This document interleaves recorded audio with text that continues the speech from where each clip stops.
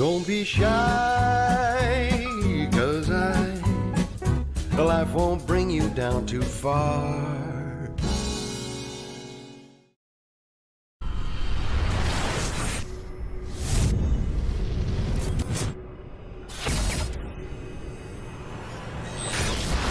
Razaban here for IFL TV in association with MTK Global. With me finally, after a couple of days of hunting him down and stalking him, I've got my man all the way from New Zealand, Joseph Parker. Joe, what's going on? What's up? What's up? It's what is it today? Today's Monday. Yeah. And we're finished for the day now. So it's evening. Good evening from New Zealand. And what can I say? Everything is good. Life is good. Blessed and training every day, keeping in shape, and waiting for something to happen. Or looking for something to happen. Just before we talk boxing, just want to quickly touch on, obviously, I know certain parts of the world are still on lockdown or are back in lockdown. How is the health of your family members and your close friends, associates, and the people of New Zealand? Yeah, our family's good. Thank God. The family's good and friends are good. Most importantly, parents and, kids. Everyone's good. We had a second lockdown here in New Zealand. It wasn't level 4, it was level 3, but I think the country took the right steps to get it under control. And from what I'm hearing, everything is good and under control now. And hopefully, I think we have one more week at level 3, and then we'll shift down to level 2. And hopefully from there, we'll just keep going down and down, and everything will be back to normal. So with level 2, are you able to go out, or are you not? Yeah, you can go out, but I think it will be compulsory for everyone to wear a mask, and I think just social distancing like we were doing before. Mm-hmm. So it was a little outbreak, but I think we got on top of it very fast. Joe, reason we want to talk, obviously, it was a big upset on Saturday night.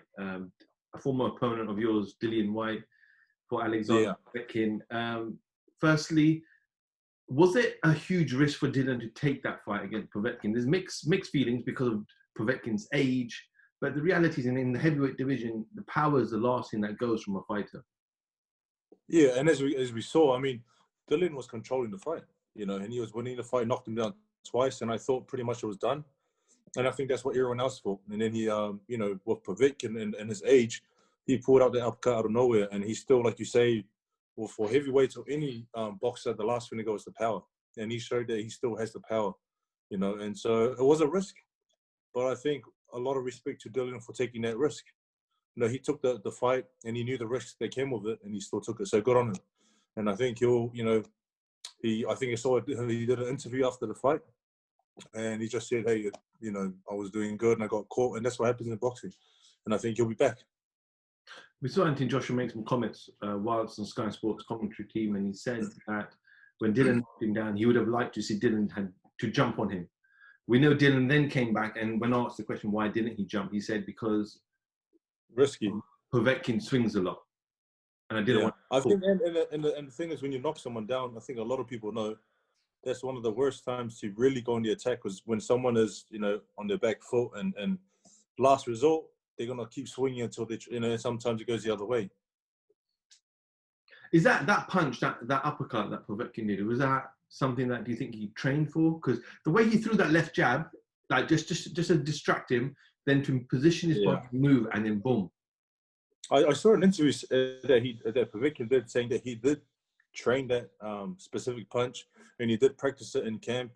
And I guess it's similar to what Joshua caught Whyte with their fight that they had. I think he finished off with an uppercut. But there was a lot more combos for him before that, whereas the Povetkin fight was a one punch knockout.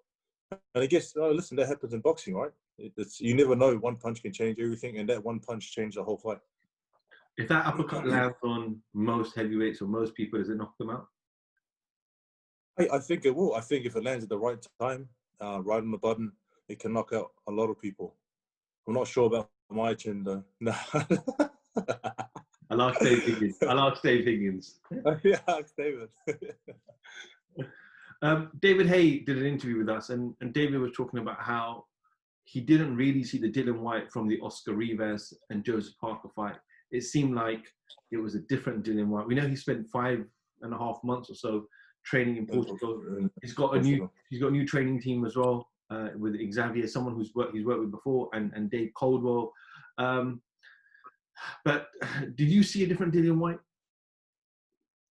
It's hard to say. I mean, different fighters bring out a different fight in you. You know what I mean? With different opponents, you fight differently. And I guess I don't know. I think with the fights that he had with myself and Oscar Rivas and all that, he was, he was going forward. I think he threw a lot more punches and he was a lot more active. Whereas this one, he was just taking his time. I'm not sure if he was just looking for he caught him with a few punches and knocked him down twice. So I guess he was a bit more patient, or maybe, I don't know if it's too patient.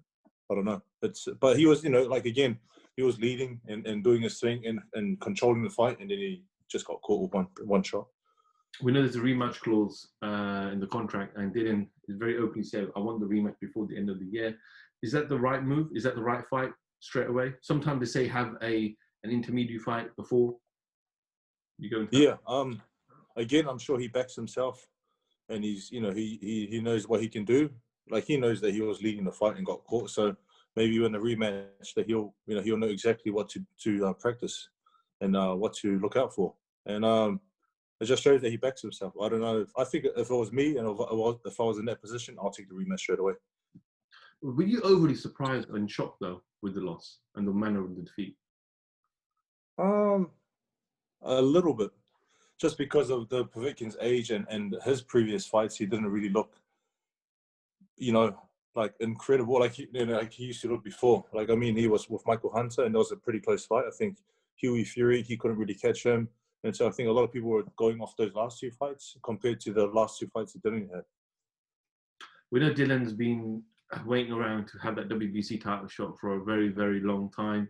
A lot of people were saying to Dillian, you don't need to take these tough fights. Just you can sit back, wait. You can do what Pulev's doing and just wait for the time and the shot for that big fight. He obviously gambled. It didn't pay off. Now, How hard is it going to be for him mentally now? Because he goes into this rematch with Povetkin, and he doesn't know when that WBC mandatory will be then called next. Yeah, I think mentally, from seeing the interview that he did straight after the fight, I think he's in a good place. He accepted the loss. He gave an interview. He knows what he has to do, and he's going to take some. I mean, he took a few weeks off and he go back into camp. So I think mentally, he's in a good place, and I think he'll, like I said, he'll come back stronger. He said it himself. We saw when Tyson Furys left boxing for a couple of years, people said Tyson was done. When Anthony Joshua got knocked out by Ruiz, Anthony Joshua was done. Deontay Wilder got beaten up by Tyson Fury, Deontay Wilder's done. And now people are saying, well, Dillian Whyte wasn't all that anyway. Is that just people being people? It's just people being people. Everyone has an opinion, and everyone thinks they know best, and everyone thinks they know what's going to happen, but no one knows. And a lot of people say I'm done too, but I'm not. So all those fighters, there's Fury, there's Wilder, there's Dillian Whyte, there's Joshua, there's myself, and many more. I think we're all done at one stage, but we just got to keep focusing on what we have to do and keep focusing on what our goals are. And as long as we're happy with ourselves as fighters and doing what we love doing, then it doesn't matter what anyone else says. Is Floyd Mayweather to blame for this? Because a lot of people think that the O is so important, you can't lose in boxing. I think this is the only sport I know where if you lose, all of a sudden you're not good enough. Yeah, I think as everyone's sort of seeing what Floyd did, and okay, you have to be undefeated to be the best. You have to be undefeated to make all the money. You have to be undefeated to be the most well-known fighter there is. But not everyone is. I don't think that's he's probably once in a lifetime. I mean, there's Fury that's undefeated and a few other fighters, but he's sort of the one that stands up the most. Did you listen to Tyson Furys' comments? No, what did he say? He was describing... I was talking to him, actually. We had a bet. And I bet that Dillian was going to win. And I think he bet Povetkin was going to win because no one else bet Povetkin, and I owe him some money. So. And how much? That was like 50 pounds. Small. He said, he didn't mention your particular name, but he said the people like the Joshuas, the Dillian Whytes, the Povetkins, he named a few other fighters, I can't recall exactly, and he said they're all like at that same level. They can all fight each other, and on any night they could lose to each other. What he was trying to say was he was above that group of fighters. He didn't say your name, I must say that, Maybe in his mind you are there as well, I'm not sure, but What are your thoughts on that?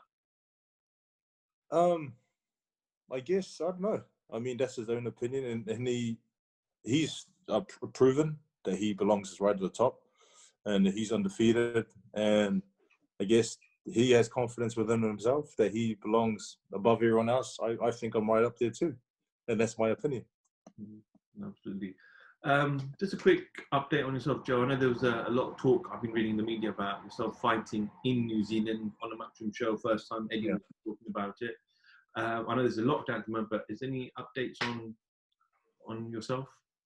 The update from New Zealand would be, I mean, I would love to fly to America and fight there. I would love to fly to the UK and fight there, but I think with everything going on, probably the only fight the only option that probably work will be a fight here in New Zealand, and it'll be against myself and a guy named Junior Fa, who's ranked number 6 in the WBO, or 7. And I think that's the only fight that we're looking at trying to make in December. The reason why it's dragged on for so long because they asked for some crazy money, which we've agreed to. And so hopefully with Eddie and David and myself and Kevin, that we can make this fight happen for the end of the year, so I can, get in the ring. I'm ready. I'm fit. I'm strong. Put on a show, get the win. Hopefully knock them out cold, and then move on to the next one. And hopefully fight the win of Povetkin and Dillian Whyte next year, or any fight. Chisora, I don't care who it is. Kevin, he's currently in Vegas, right? He's currently in Vegas, yeah. So are there any restrictions for him to come into New Zealand if you were to have a fight? It'll be not lucky, but he has a New Zealand passport which he can use. And I think New Zealand citizens can fly into New Zealand, but they just have to quarantine for 2 weeks. And I think there's a lot of tests that has to be done. And then I think once he completes that, then he'll be okay to sort of join bubble or join camp bubble. Mm-hmm. Joe, just finally, an announcement was made a couple of weeks ago. The baddest man on the planet, probably still the baddest man on the planet, Mike Tyson, announced a comeback against another great fighter, Roy Jones Jr. They're both looking in incredible shape.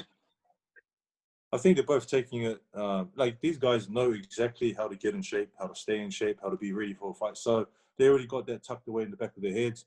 I think once they were sort of, the announcement was made, they're both putting in work. And I reckon Mike Tyson looks, he looks shredded, man. And he looks pretty powerful. And the movement that he's been showing on social media looks, looks pretty dangerous. I've seen a few things of Roy Jones, not as much as Mike Tyson, but I think it's a fight that everyone's interested in. Even I'm interested. And these guys are the guys that are fighting from way back, you know what I mean? Mm-hmm. Joe, when you growing up, Mike Tyson was obviously someone everyone looked up to, but would you ever go in the ring with him?